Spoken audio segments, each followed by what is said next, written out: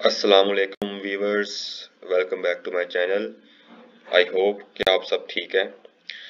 Last lecture में जो कि एस्ट्रोजियोलॉजी की सीरीज़ का फर्स्ट लेक्चर था, उसमें हमने ये सीखा कि हमारे मून की प्रॉपर्टीज़ क्या क्या हैं, उसकी कंपोजिशनल और स्ट्रक्चरल जो फीचर्स हैं, हमने उस पर डिस्कशन की थी थारोली। और आज हम ये बात करने जा रहे हैं कि हमारी मून की हिस्ट्री जो है वो क्या है।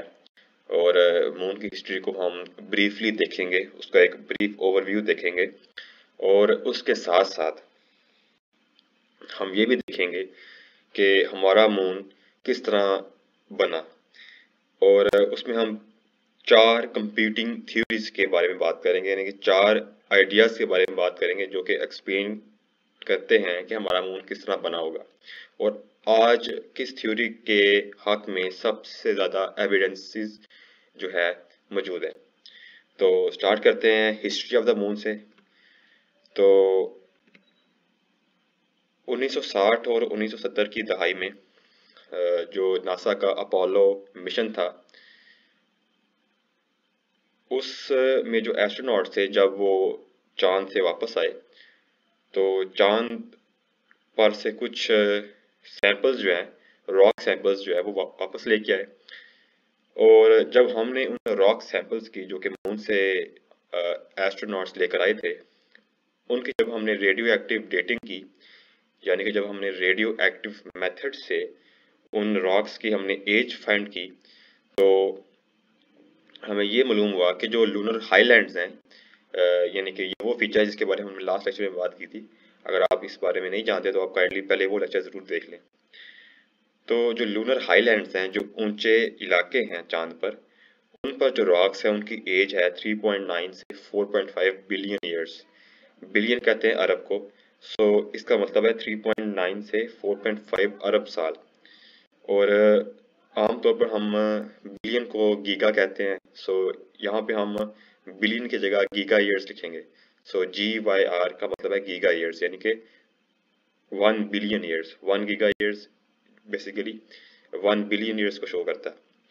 तो रेडियो एक्टिव डेटिंग के अकॉर्डिंग जो लूनर हाईलैंड्स हैं उन पर जो रॉक्स हैं चांद पर, उनकी जो एज है वो तकरीबन 3.9 से 4.5 अरब साल है।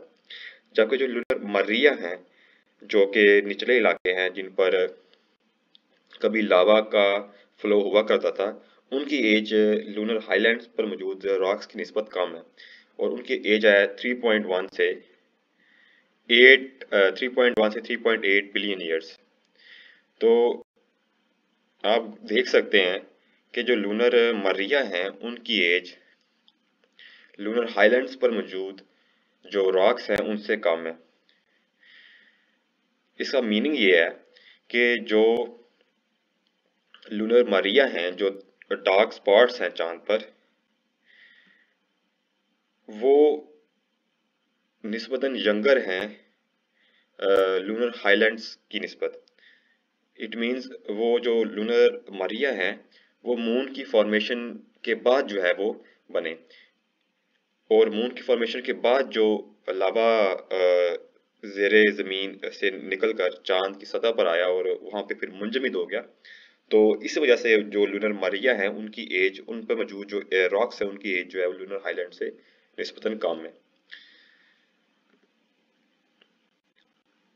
अगर हम इस डाटा का मुवाजना करें ज़मीन पर मौजूद जो सबसे पुराने रॉक्स हैं, ओल्डेस्ट अर्थ रॉक्स से अगर हम इसका मुवाजना करें, तो ज़मीन पर मौजूद जो ओल्डेस्ट अर्थ रॉक्स हैं उनकी जो एज है वो 3.7 गीगा ईयर्स है, यानी कि 3.7 अरब साल।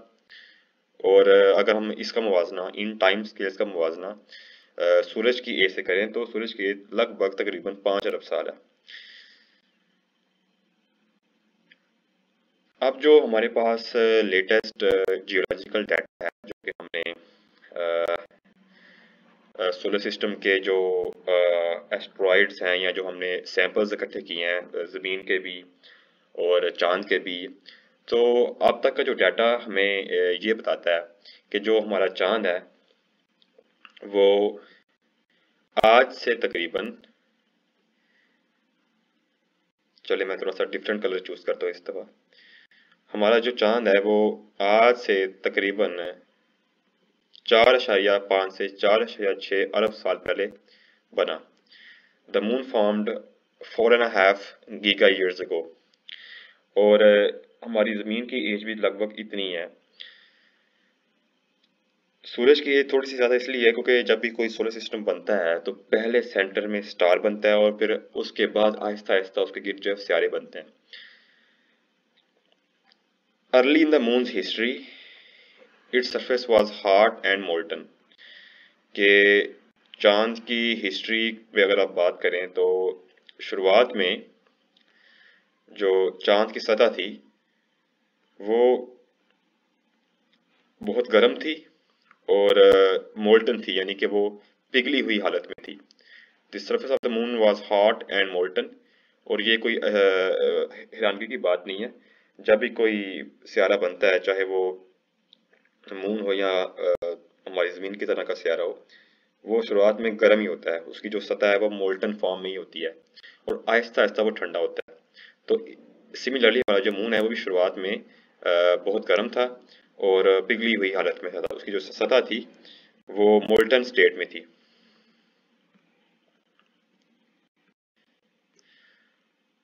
दूसरी बात यह है कि हमारे मून पर जो रॉक्स हैं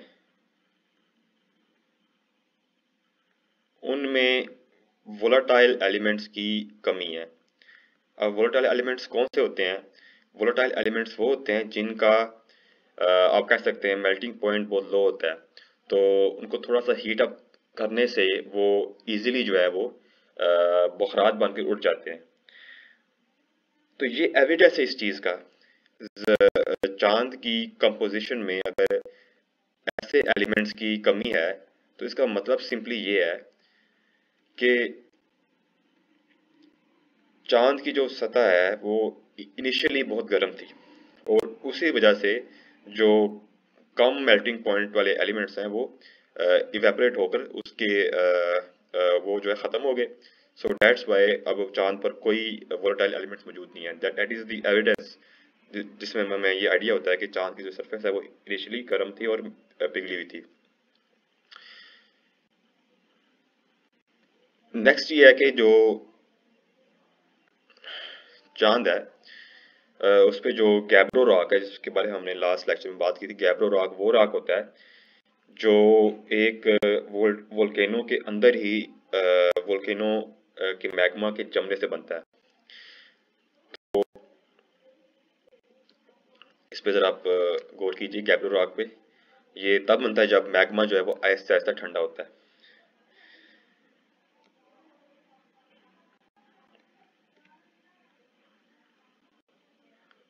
हमारे सोलर सिस्टम के फॉर्मेशन के जो शुरुआती दिन थे उसमें एक पीरियड था जिसको हम बम्बार्डमेंट पीरियड कहते हैं। और इसका मतलब ये है कि जब सारे का सारा जो मटेरियल है, जो गर्दो गुबार है, जो गैसेस हैं जिनके मिलने से आहिस्ता आहिस्ता सियारे बनते हैं, जब तमाम बड़े बड़े सियारे और चांद वगैरह बन जाते हैं तो जो लेफ्ट ओवर होता है मटेरियल, जो बकिया मटेरियल होता है, वो फिर एस्ट्रॉइड्स बनाता है। एस्ट्रॉइड्स जो हैं फिर क्या कहते हैं, क्योंकि उस वक्त उनकी जो कॉन्सेंट्रेशन होती है वो बहुत हाई होती है, तो वो 24 घंटे 24 घंटे जो है वो सैयारों पर उन एस्ट्रॉइड्स की जो है वो बारिश होती रहती है और बहुत स्ट्रांग होती है। तो हमारे सोलर सिस्टम के जो शुरुआती दिन थे उसमें आप ये समझें कि जितने भी सैयारे थे ज़मीन समेत, उन पर 24 घंटे आसमान से आग के बड़े बड़े गोलों की बारिश होती रहती थी। और उस पीरियड को हम मीटियोरिक बम्बार्डमेंट पीरियड कहते हैं। और ये जो पीरियड था वो आज से तकरीबन 3.8 से 4.5 अरब साल पहले बहुत ही ज़ोर शोर से जारी था। It was strong. नेक्स्ट ये है कि जो चांद पर मेजर इम्पैक्ट बेसिन्स हैं, यानी कि जो बड़े बड़े गड्ढे बने हैं चांद पर, उनकी जो एज है वो तकरीबन 3.8 से 4.0 गीगा ईयर्स है। और जब ये इम्पैक्ट बेसिन्स बन गए, यानी कि जो बड़े बड़े गड़े हैं चांद पर, जब वो बन के तो उसके बाद जो है चांद की सतह के नीचे जो मैग्मा था जब वो निकलकर सतह पर आया तो उन बेसिन्स की, उन गढ़ों की वोल्केनिक फ्लडिंग हुई, यानी उनमें जो है वोल्केनो में से जो निकलने वाला मैग्मा था वो भर गया। और इसका जो टाइम पीरियड हमें पता चला है जियोलॉजिकल स्टडीज से, that is 3.1 to 3.8 giga years. और हमें इन वोल्केनिक फ्लोज के एविडेंस भी नज़र आते हैं। अगर आप किसी जियोलॉजिस्ट की नज़र से चांद की सतह को देखें तो आप इजीली इस बात का अंदाज़ा लगा सकते हैं कि चांद की सतह पर कभी कभी कभी किसी ज़माने में अरबों साल पहले वोल्केनो बहा करता था। और जहाँ पे अब वो वोल्केनो मुंजमद हो गया, वहाँ पे हमारे पास बसाल्टिक रॉक है और कैप्रो रॉक है, उधर हमारे पास लूनर मारिया है, और जिसके बारे में हमने लास्ट लेक्चर में बात की थी। और चांद पर गड़े बनने की जो शरह है वो आज से तकरीबन 4 अरब साल पहले बहुत हाई थी, और अब ये बहुत कम हो चुकी है। और ये बात काफ़ी अंडरस्टैंडेबल है, बिकॉज जब एस्ट्रॉइड्स के गिरने की शरह हाई थी तो ऐसा ऐसा क्या हुआ कि जितना भी लेफ्ट ओवर मटेरियल था, जब उसकी बम्बार्डमेंट होगी सियारों पर, तो फिर बाकी जो है वो एस्ट्रॉइड बेल्ट और दूसरी जगहों पे जो है वो कॉन्सेंट्रेट हो गया। तो अब हमारा जो सोलर सिस्टम है वो ऑलमोस्ट एम्प्टी है। आप कह सकते हैं कि हमारा जो सोलर सिस्टम है, हमारा जो निज़ाम शमसी है वो तकरीबन खाली है। तो आजकल जो है वो बम्बार्डमेंट की शरह जो है उस पीरियड के मुकाबले में बहुत लो है।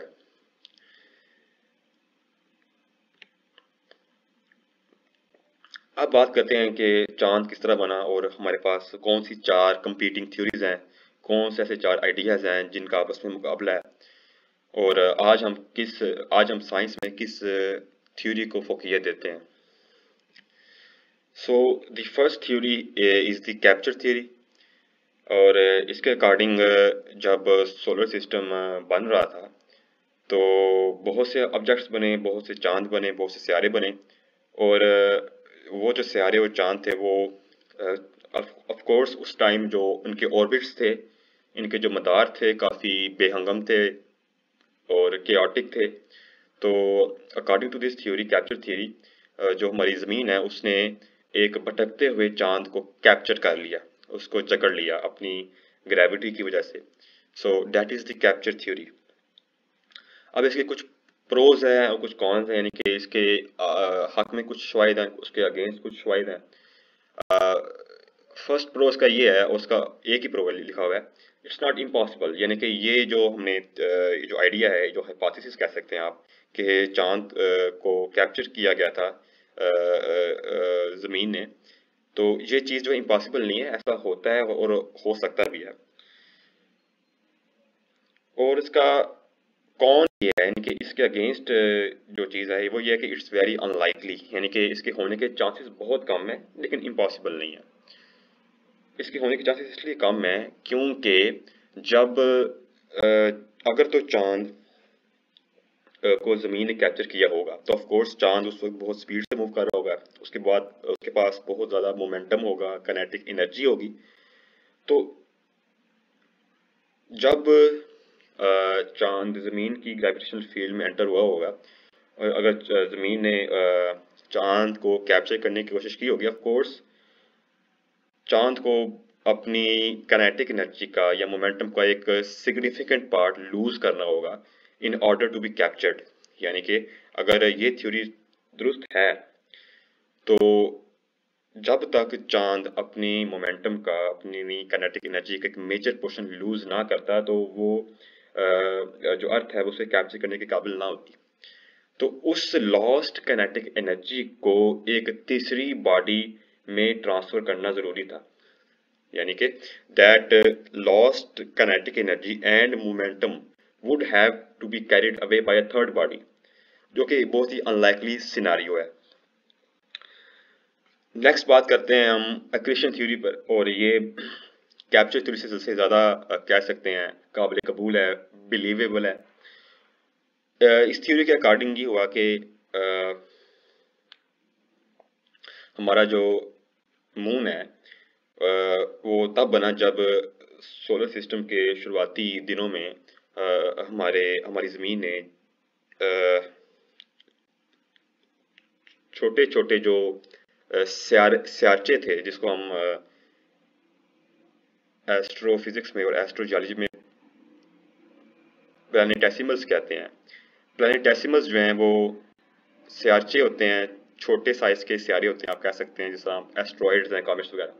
तो हमारी ज़मीन ने उन स्यारचों जैसे बहुत सारे स्यारचों को कैप्चर किया और इस तरह ज़मीन के गिर्द एक एक्रीशन डिस्क बन गई, जिसकी इमेज आप यहाँ देख सकते हैं। इस डिस्क को हम एस्ट्रोफिजिक्स में एक्रीशन डिस्क कहते हैं। इसे एक्रीशन डिस्क इसलिए कहते हैं क्योंकि इस डिस्क के अंदर से आहिस्ता आहिस्ता जो स्यारा होता है, जो सेंटर में ऑब्जेक्ट होता है, वो गैशियस मटेरियल को एक्रीट करता है, यानी कि अपने ऊपर इकट्ठा करता है, एक्यूमुलेट करता है। So that is why this disk is called the accretion disk in astrophysics and astrogeology.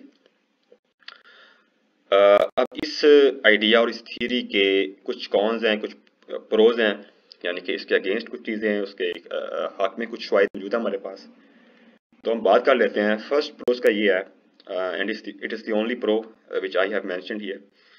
Lots of material around in the early solar system to accrete, यानी कि इसके हक में एक सबूत ये है कि सोलर सिस्टम के शुरुआती दिनों में, अर्ली सोलर सिस्टम के दिनों में बहुत सारा मटेरियल था। There was a lots of material to be एक्रीटेड।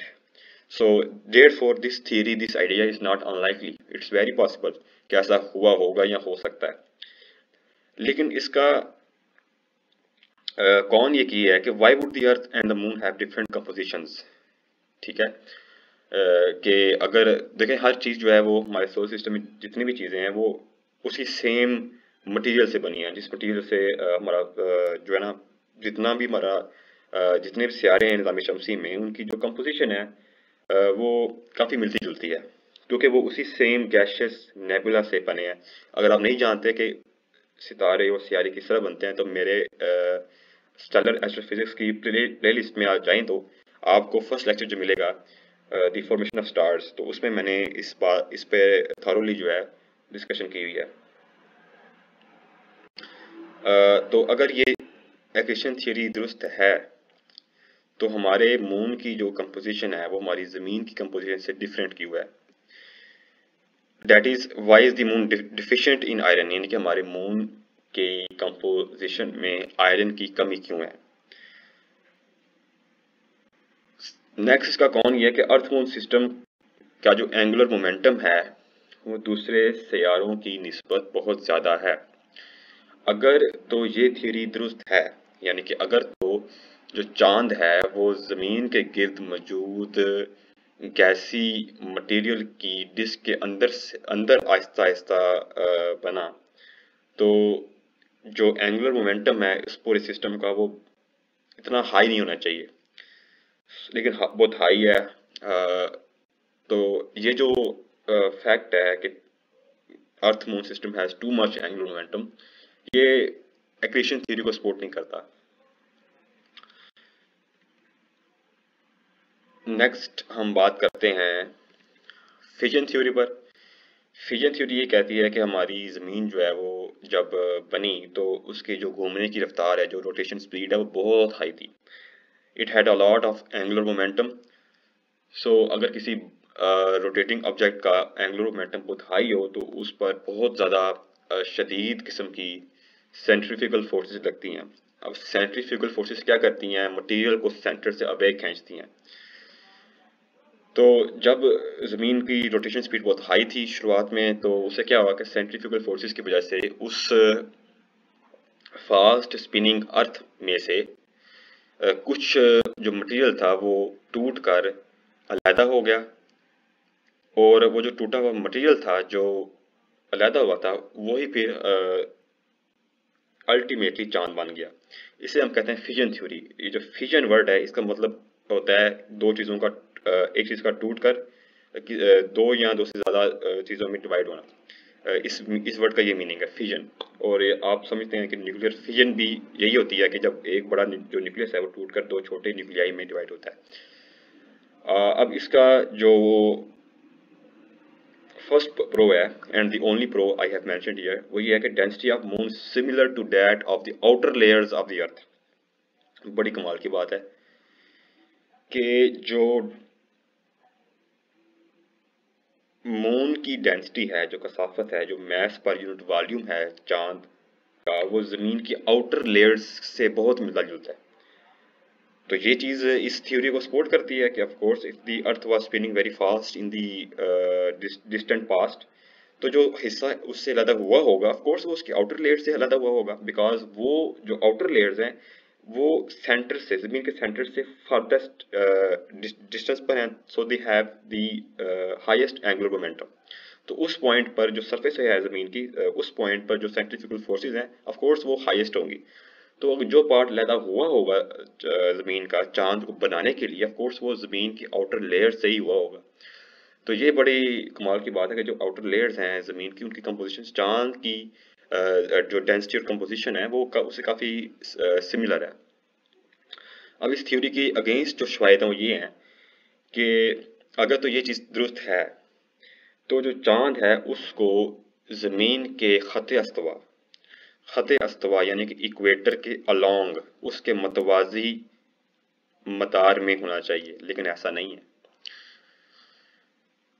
देखें, जो इक्वेटर होता है किसी भी सियारे का, वो सबसे दूर पॉइंट होता है उस सियारे के मरकज से, क्योंकि जो सियारा घूम रहा होता है वो थोड़ा सा आप कह सकते हैं चपटा होता है, यानी कि वो उसके घूमने की वजह से वो एक परफेक्ट स्फीयर नहीं रहता।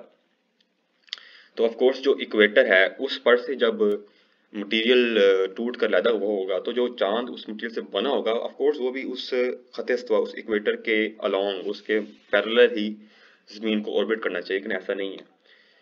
हमारा जो चांद है वो ज़मीन के प्लेन में, यानी कि ज़मीन के इक्वेटर के मतवाजी, उसके अलोंग जो है वो ज़मीन को ऑर्बिट नहीं करता। सो ये इस थ्योरी के अगेंस्ट एक चीज़ है। नेक्स्ट ये है कि जो कंपोजिशन है ऑफ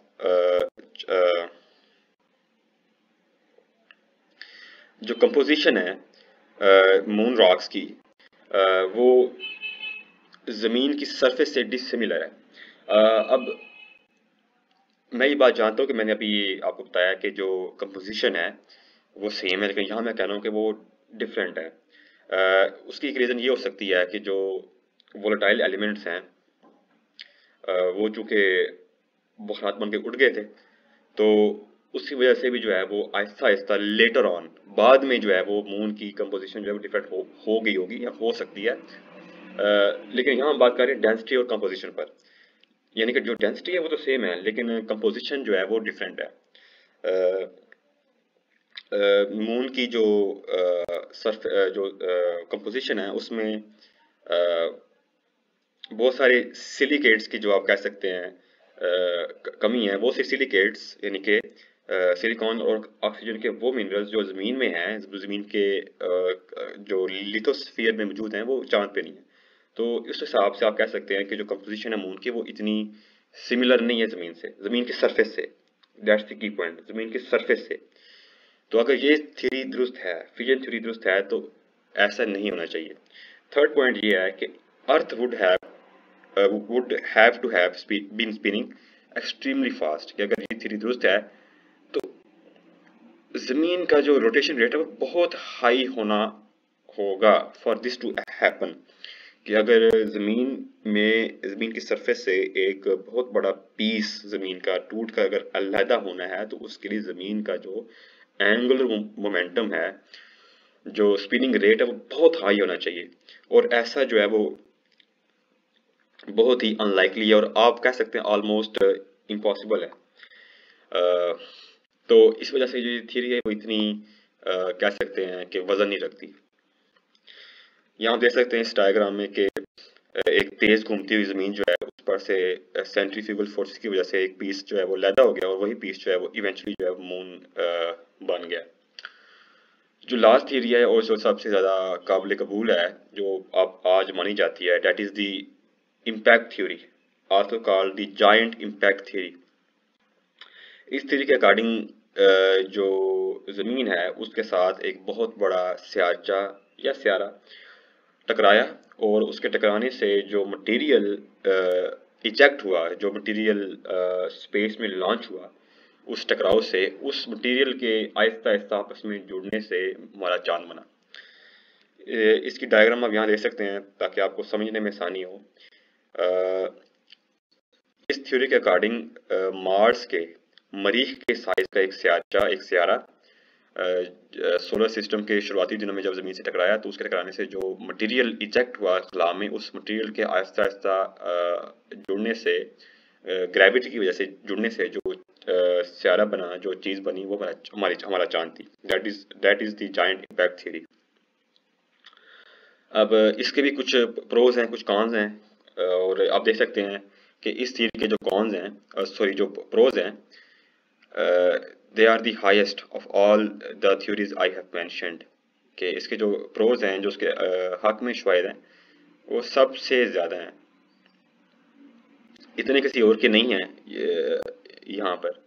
तो पहली बात तो ये है कि ये बात बिल्कुल काबिल कबूल है, मानी जा सकती है, और बिल्कुल पॉसिबल है कि मार्स के साइज का कोई सियारा ज़मीन से टकराया होगा, क्योंकि ऐसे जो टकराव हैं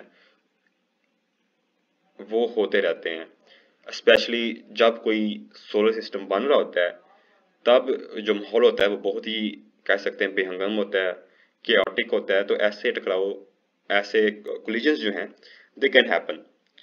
it's not unlikely, in fact it's very likely.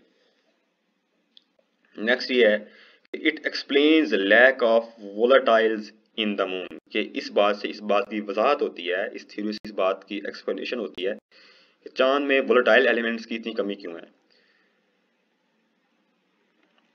It explains the lack of volatiles in the moon, because जब वो सियारा टकराया होगा ज़मीन से, तो उससे जो हीट जनरेट हुई है, उस टकराव से जो हीट जनरेट हुई होगी, ऑफ कोर्स उससे बहुत ज़्यादा हीट जनरेट हुई है, तो उससे जो कम मेल्टिंग पॉइंट वाले एलिमेंट्स हैं, वो ऑफ कोर्स सबसे पहले जो है वो इवेपोरेट होकर उड़ गए होंगे। It also explains the lack of an iron core. Very very important. अगर तो चांद इस तरीके से बना था, तो इससे हमें पता चलता है कि चांद के सेंटर में, उसके कोर में आयरन की इतनी कमी क्यों है। और ये बात बड़ी इंपॉर्टेंट है। उसकी रीज़न ये है कि जितने भी सियारे हैं, मार्स हो गया, ज़मीन होगी, वीनस हो गया, मरकरी हो गया, जितने भी सियारे हैं जो ठोस हैं, जो रॉकी प्लैनेट्स हैं ना, पहले 4, उनके कोर में, मरकज़ में आयरन जो है बहुत ज़्यादा है, वाफर मिकदार में मौजूद है। लेकिन अगर हमारा चांद भी उसी तरीके से बना है जिस तरीके से ज़मीन बनी है, मरीख बना है, वीनस बना है या मरकरी बना है, तो उसके मरकज़ में भी आयरन रिच कोर जो है होना चाहिए, लेकिन ऐसा नहीं है। That is very very interesting. So this theory, ये जो थियरी एक्सप्लेन करती है कि जब वो सियारचा ज़मीन से टकराया है, तो ऑफकोर्स उसने जो मटेरियल इजेक्ट किया स्पेस में, वो ज़मीन के सेंटर में से तो नहीं आया होगा ना, वो तो ज़मीन के आउटर लेयर से आया होगा, और आउटर लेयर्स में आयरन जो है उस मिकदार में नहीं, जिस मिकदार में सेंटर में है। So that explains why the moon lacks an iron core. Next ये कि हमने जो सिमुलेशंस की हैं, हमने जो कंप्यूटर में मैथमेटिकल सिमुलेशंस जो हमने की हैं, वो ये बताती हैं कि ये जो सिनारियो है, ये it's very very likely. The simulations confirm this possibility that कि ये चीज़ हो सकती है। That is very very likely कि ऐसा मुमकिन है कि एक सियारचे के टकराव से जो है मून जो है वो बना होगा। और जितने भी हमारे पास अभी तक शवाहिद हैं, एविडेंस हैं, वो इस बात को कंफर्म करते हैं। और लास्ट बात, और जो मुझे सबसे ज़्यादा लगती है इंटरेस्टिंग, वेरी इंपॉर्टेंट, हमारी ज़मीन जो है वो जब घूमती है तो बिल्कुल सीधी होकर नहीं घूमती, वो थोड़ी सी झुक के घूमती है, और जो झुकाव है वो तकरीबन 23.5 डिग्री है। ये जो झुकाव है, जिसको हम एक्सियल टिल्ट कहते हैं, ज़मीन का एक्सियल टिल्ट जो है वो एक्सप्लेन होता है अगर हम ये कहें कि जो चांद है वो इम्पैक्ट थ्योरी से बना था। क्योंकि जब वो सियारा, जिसको हम थिया कहते हैं, it's a hypothetical planet, but हमने उसको नाम दिया थिया, उसके टकराव से ऑफ कोर्स ज़मीन का जो एक्सिस एक्सियल टिल्ट है, सॉरी, जो एक्सियल टिल्ट है ज़मीन का, ऑफ कोर्स थोड़ा सा डिस्टर्ब तो हुआ होगा। So this theory explains the axial tilt of the moon. और जो एक्सियल टिल्ट है वही ज़मीन पर 4 मौसमों की रीज़न है। सो ये सारे जो शवाहिद हैं ये हमें बताते हैं कि this theory, the impact theory, is the strongest explanation of the moon's existence. No other theory comes close. अब इसका एक ही कौन है जो मेरे ज़हन में आया, और एक ही कौन जो है कोई भी साइंसदान आपको बताएगा, वो ये है कि वाई जस्ट वन मून, कि अगर ऐसे ही चांद बना था तो एक ही चांद क्यों बना है, 2 या 3 क्यों नहीं बन गए? क्योंकि हमारी ज़मीन जो है वो आ, उसका एक ही मून है, मरकरी और वीनस का नहीं है। लेकिन जो मार्स है उसके 2 मून हैं, है तो बहुत छोटे लेकिन 2 हैं। बाकी सियारों के बहुत ज़्यादा हैं, 50 हैं, 100 भी हैं, और किसी के आई थिंक 150 तक भी पहुंच चुके हैं। रोज़ हमें नए मून से होते हैं डिस्कवर। तो चांद जो है वो एक ही है। फिलहाल हमें चांद के अलावा कोई मून जो है वो दरियाफ्त नहीं हुआ ज़मीन के अराउंड। तो अगर चांद इस थ्योरी से, इस मेथड से बना था, इस इवेंट की वजह से बना था, तो वाई जस्ट वन मून, 2 या 3 क्यों नहीं बने? So that is you can say कि एक चीज़ है जो मे बी इस थ्योरी से एक्सप्लेन नहीं होती, बट ओवरऑल ये थ्योरी जो है वो काफ़ी वजन रखती है एस्ट्रोफिजिक्स की कम्युनिटी में। तो इसके साथ ही आज के लेक्चर का इख्तिताम हुआ। Thank you very much for listening. अगर आपको कोई क्वेश्चन हो तो आप कमेंट सेक्शन में ज़रूर पूछें। अगली वीडियो तक के लिए मुझे परमिशन दीजिए। अल्लाह हाफिज़।